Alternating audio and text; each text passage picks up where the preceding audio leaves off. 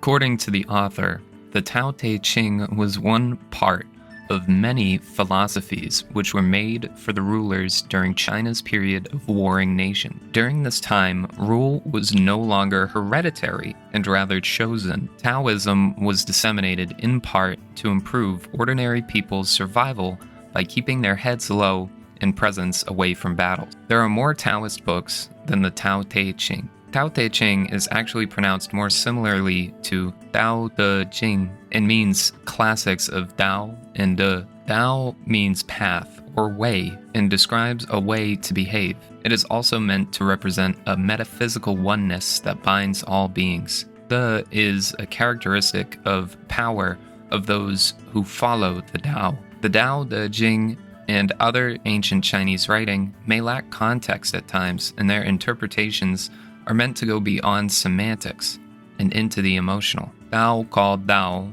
is not Tao. This comes from a passage in the book. As I began this book, I saw that I would not leave this book with a succinct and logical answer. Fitting the Tao in language is like fitting the moon in a teacup. The cup is inadequate to hold the whole. As so, the Tao is outside the ability of language to fully convey. The book proceeded to provide many short prose, often poetic, which appear to convey aspects of the Tao and the De acquired from following it. I had to look over many of these multiple times to gather an impression. I now intend to share some of the impressions I received from interpreting the Tao Te Ching. Nothing you understand will remain the way you understand it. Nothing you change will remain the way you changed it. And all that you desire will only be temporary. All things constantly change. No one name can provide an eternal understanding of any one thing. The ocean is not the same ocean after it rains. Naming things leads to desires,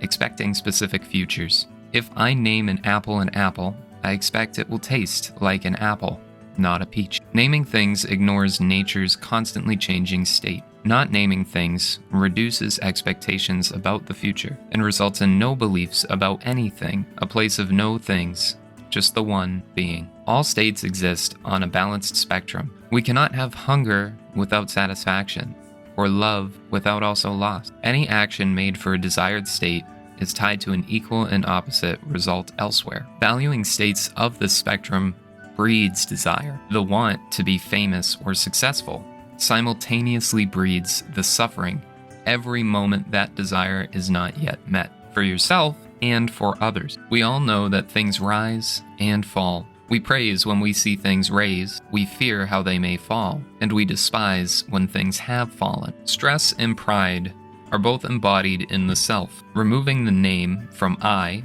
or me, there becomes nothing to be worried about or prideful of. I wonder if this is akin to the psychological topic of ego death. Actions we take based on desire breed more action. Like dominoes or the butterfly effect, our actions reverberate over time in ways we may not anticipate. A tree too big to embrace is born from a slender shoot. A 9-story tower rises from a pile of earth. A 1,000-mile journey begins with a single step. We cannot always predict where our actions will lead, though we can predict their impact will be lasting. Acting for our own interest brings despair, as we cannot predict the outcome. Having no interest except the moment is fulfilling and eternal, as the present moment is the only guarantee. I interpret the book as posing some contradictions. While it seems to speak of removing desire and the unpredictability of the future, it seems to describe some desires and ways to attain them, like to love the world. Start by loving yourself, then go from there.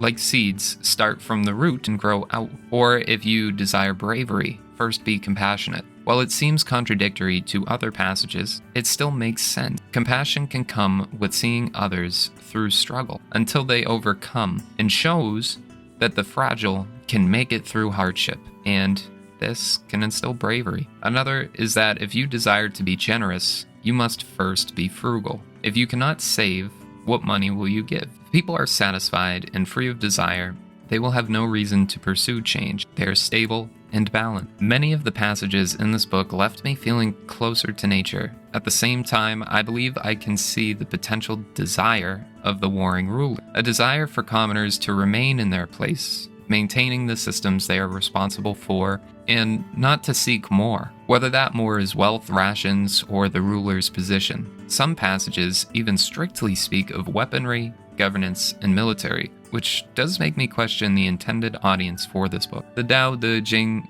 like its English writing and verbalization, is not always simple to convey, even though it is simple in essence. This series of short prose comes dense with idioms and metaphors. It feels like the common intention is to help someone see beyond sight and comprehend beyond comprehension, to see the simple, diffuse nature of the world that is often obfuscated by names and purposes. To see the universe, to see everything as it is, you must first see nothing, no thing. To name is to provide a single expectation to a constantly altered present. No thing just is, not was nor will be. Words or actions cannot express this, because words or actions are things. The Tao cannot be said or written, and this book does not teach it. I believe this book helps spread awareness of it, its results, and the consequences that come from not acknowledging it. From this book, I feel impacted by good intentions and feel more aware of this world we share together.